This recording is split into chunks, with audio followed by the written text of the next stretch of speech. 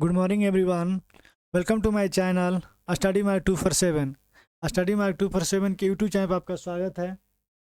Friends, आज है 6 दिसंबर 2025। तो आज की इस वीडियो लेक्चर में हम लोग देखेंगे 6 दिसंबर से बनने वाले मोस्ट इम्पोर्टेंट करेंट अफेयर्स, जो कि आपके सभी एग्जाम्स के लिए बहुत ही ज़्यादा इंपॉर्टेंट रहने वाले हैं। तो चलिए आज का लेक्चर को स्टार्ट करते हैं। तो फ्रेंड्स, लेक्चर को स्टार्ट करने से पहले मैं आपसे रिक्वेस्ट करूंगा, अगर आप मेरे यूट्यूब चैनल पर पहली बार आए हैं तो प्लीज़ चैनल को सब्सक्राइब करके बेल आइकन को प्रेस कर लीजिए, ताकि इसी तरह का वीडियो का नोटिफिकेशन सबसे पहले आपको मिलता रहे। और वीडियो अच्छी लगे तो लाइक करें और अपने दोस्तों तक शेयर करें। तो चलिए देखते हैं आज का पहला क्वेश्चन। पहला क्वेश्चन जो है हम लोग का, हाल ही में इंडियन नेवी 2025 का मुख्य समारोह जो भारत के किस राज्य में आयोजित किया गया है? आपको बताना है कि जो इंडियन नेवी 2025 है का मुख्य समारोह है जो भारत के किस राज्य में आयोजित किया गया है। तो इसका जो आपका राइट आंसर हो जाएगा वो हो जाएगा केरल। केरल जो आपका राइट आंसर हो जाएगा, यानी कि सी जो आपका राइट आंसर हो जाएगा। चलिए इसके बारे में कुछ इंपॉर्टेंट फैक्ट्स देख लेते हैं। इंडियन नेवी जो है हर वर्ष जो है 4 दिसंबर को मनाया जाता है। हर वर्ष जो है 4 दिसंबर को मनाया जाता है। और वर्ष 2025 में नौसेना की क्षमता और तटीय सुरक्षा को प्रदर्शित करने के लिए यह मुख्य समारोह का केरल राज्य के तिरुवनंतपुरम में किया गया है। और केरल जो भारत के महत्वपूर्ण समुद्री राज्य है, जहां कोची नौसेना बेसिन जैसे साउदर्न नोवल कमांड स्थित है। यह नौसेना जो है प्रमुख प्रशिक्षण और ऑपरेशनल क्षेत्र है, और इसलिए जो 2025 का जो नेवी डे जो है समारोह है यहीं पर आयोजित किया गया है। चलिए नेक्स्ट क्वेश्चन देखते हैं। जो नेक्स्ट क्वेश्चन है हमारा, हाल ही में जारी women peace and security index 2025 से 26 में भारत का कौन सा स्थान जो है वो प्राप्त हुआ है? तो आपको बताना है कि 2025 to 26 के बीच में जो है women peace and security index में भारत का कौन सा रैंक है? तो आपका जो राइट आंसर हो जाएगा 131, यानी कि 131वां जो है आपका रैंक है। चलिए देखते हैं। ओमेन पीस सिक्योरिटी इंडेक्स जो है विश्व के महिलाओं की सुरक्षा, अवसर और न्याय, शिक्षा, आर्थिक भागीदारी और निर्णय निर्माण अधिकार आदि के आधार पर देशों की रैंकिंग जारी करता है। यह इंडेक्स जो है Georgetown institute of for women peace and security, जिसको आप GIWPS द्वारा प्रकाशित किया जाता है। ये जो इंडेक्स जो है 2025-26 में इसमें जो 131वां रैंक मिला है भारत को, ये याद रखिएगा। और फर्स्ट रैंक जो है वो डेनमार्क को मिला है। आप याद रखिएगा, डेनमार्क को फर्स्ट रैंक मिला है। ये जो है स्थान दो दर्शाता है कि महिलाओं की सामाजिक सुरक्षा, राजनीतिक प्रतिनिधित्व, शिक्षा, स्वास्थ्य की पहुंच और आर्थिक भागीदारी के कई क्षेत्रों में सुधार आवश्यकता बनी हुई है। और इंडेक्स में जो है इसका मूल्यांकन किस क्षेत्र पे किया जाए? जस्टिस, सिक्योरिटी और इंक्लूजन में शामिल करके किया जाता है, जिसमें आपको सिक्योरिटी में घरेलू और सार्वजनिक दोनों हो जाते हैं। इंक्लूजन जस्ट मीन्स शिक्षा, वित्तीय भागीदारी, राजनीतिक प्रतिनिधित्व को मद्देनजर रखते हुए ये सब चीज़ें की जाती हैं। चलिए नेक्स्ट क्वेश्चन देखते हैं कि हाल ही में फाइटर एयरक्राफ्ट ने नए escape system that means ejection safety system का परीक्षण किसके द्वारा किया गया है? तो ये जो परीक्षण जो है ये DRDO द्वारा किया गया है, यानी कि आपका जो राइट आंसर हो जाएगा वो हो जाएगा बी। चलिए इसके बारे में कुछ इंपॉर्टेंट फैक्ट्स देख लेते हैं। जो फाइटर एयरक्राफ्ट जो है के लिए विकसित किया गया नया स्केप सिस्टम, जिसको आप ejection system ejection safety system भी बोलते हैं, जिसको जो है DRDO द्वारा ये डेवलप परीक्षण किया गया है। तो DRDO का फुल फॉर्म क्या होता है? तो defence research and development organisation होता है।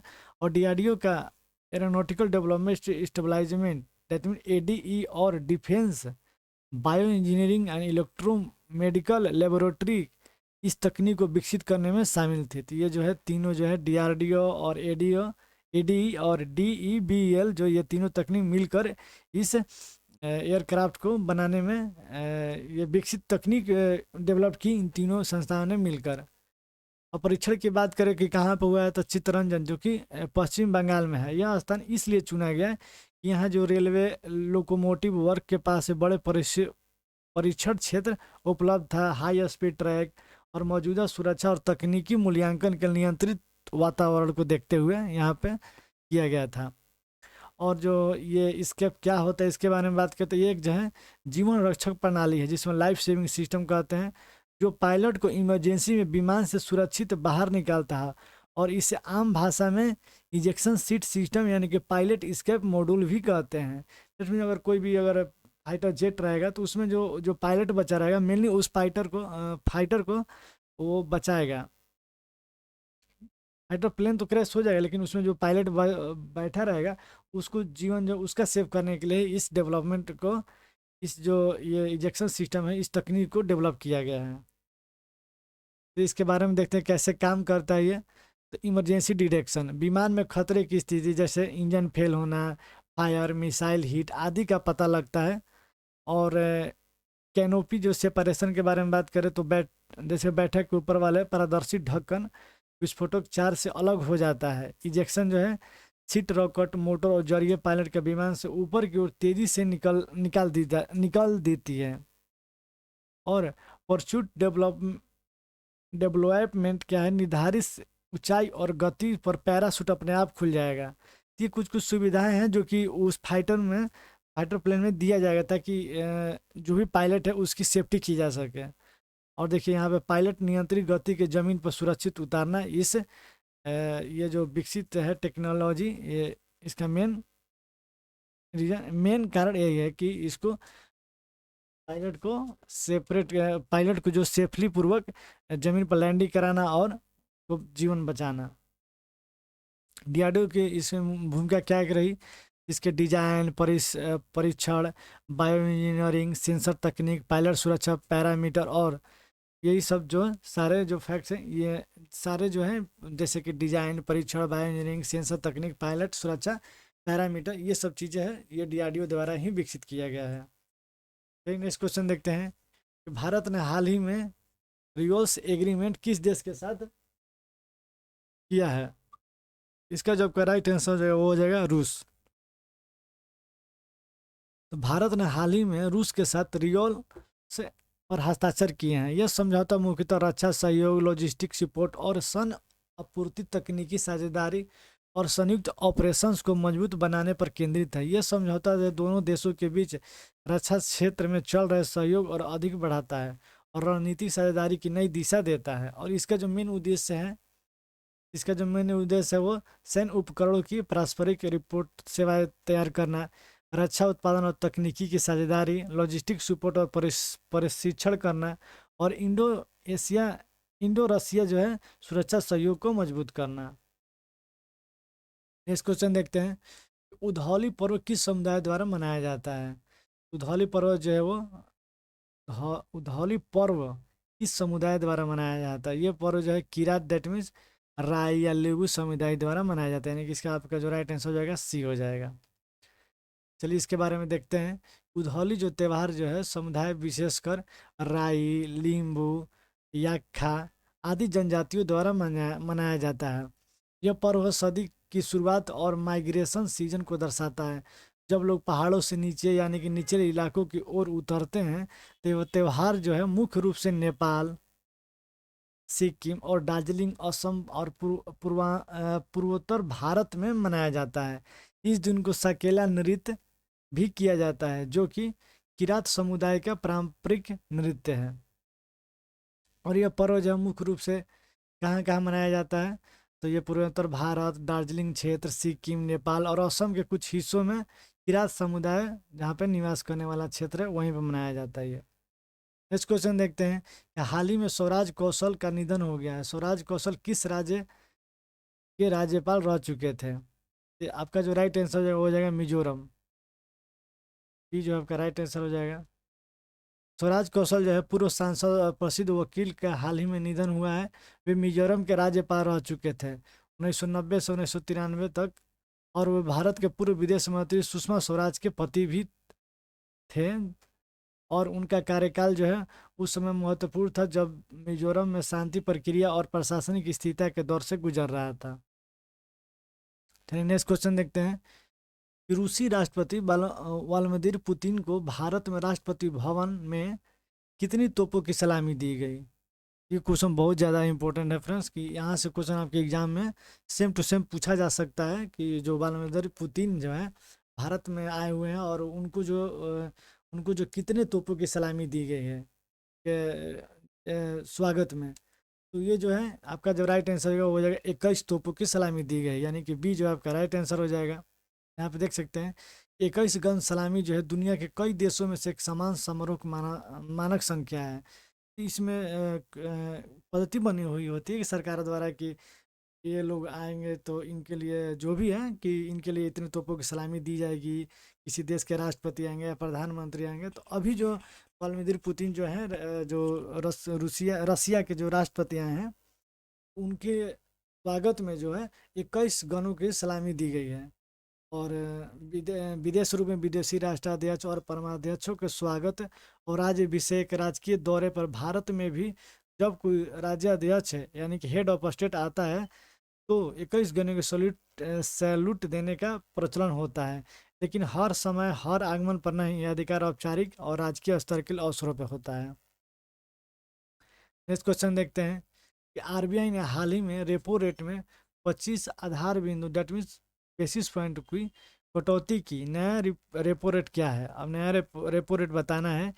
25 पॉइंट जो है वो बेसिस पॉइंट मानकर कटौती की, उसके बावजूद जो है ये नया रेपो रेट क्या है? तो ये 5.25 जो है आपका नया रेपो रेट है। ये जो आपका राइट आंसर हो जाएगा।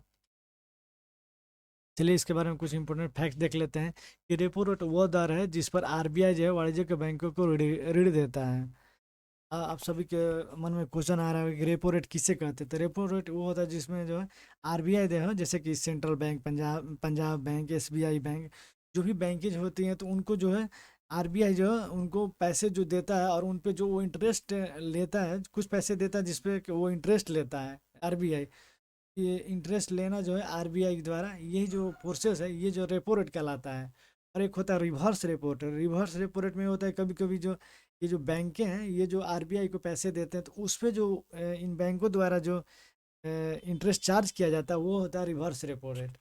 अभी बात हो रही है रेपो रेट की, तो रेपो रेट अभी कौन सा है? तो 5.25% हो गया है। हाल ही में आरबीआई ने 25 आधार बिंदु 0.25 की कटौती की है। और यदि पहले रेपो रेट की बात करें तो 5.50 था और कटौती करने के बाद नया रेपो रेट 5.25 हुआ है। यह कदम कर्ज सस्ता करना और अर्थव्यवस्था को प्रोत्साहित करने का उद्देश्य रखता है। नेक्स्ट क्वेश्चन देखते हैं कि अंतर्राष्ट्रीय चीता दिवस हाँ हर साल कब मनाया जाता है? नॉट चेतना, यहाँ पे चीता दिवस हो जाएगा। ये चीता दिवस कब मनाया जाता है? तो आपका जो राइट आंसर हो जाएगा वो हो जाएगा 4 दिसंबर, यानी कि बी जो आपका राइट आंसर हो जाएगा। चीता दिवस का उद्देश्य लोगों की सड़क सुरक्षा और स्वास्थ्य और सामाजिक जागरूकता चेतना से रिलेटेड है, तो ये ऑप्शन नहीं है वो। आप यहाँ पे याद रखिएगा कि जो अंतर्राष्ट्रीय चीता दिवस है वो हर साल 4 दिसंबर को मनाया जाता है। नेक्स्ट क्वेश्चन देखते हैं कि भारत ने हाल ही में अपनी सेना के साथ किस देश की सेना के साथ संयुक्त सैन्य अभ्यास किया है? तो बताना है कि India recently conducted the joint military exercise with army with which country? ये हो जाएगा मलेशिया, यानी कि मालदीव। नहीं, नेक्स्ट क्वेश्चन यहाँ पे देखते हैं। ये जो हो जाएगा मालदीव जो आपका राइट आंसर हो जाएगा, यानी कि बी जो आपका राइट आंसर हो जाएगा। भारत ने हाल ही में मालदीव की सेना के साथ ज्वाइंट मिलिट्री एक्सरसाइज आयोजित किया है। और इसका जो मेन उद्देश्य जो है मैरीटाइम सिक्योरिटी, तटीय कोस्टल को मजबूत करना है और आतंकवाद, समुद्री डकैती और खतरनाक गतिविधियों से निपटने की क्षमता को बढ़ाना है। और दोनों देशों की सेनाओं के बीच सामरिक तालमेल स्ट्रेटेजिक कोऑर्डिनेशन और परीक्षण को बढ़ाना है। और यह अभ्यास जो भारत और मालदीव के बीच रक्षा सहयोग और सामरिक साझेदारी को मजबूत करते हैं। इस क्वेश्चन देखते हैं कि संयुक्त राष्ट्र विश्व मृदा दिवस यानी कि वर्ल्ड सॉइल डेज 2025 का आधिकारिक थीम क्या है जो हर साल 5 दिसंबर को मनाया जाता है? पहले तो यहाँ पे क्वेश्चन है कि अंतर्राष्ट्रीय सॉइल दिवस कब मनाया जाता है? तो ये हो जाएगा 5 दिसंबर। और इस बार का जो 2025 का जो थीम है वो आपको बताना है। 2025 का जो थीम है वो हो जाएगा आपका D answer, healthy soil for healthy cities, यानी कि डी जो है आपका राइट आंसर हो जाएगा।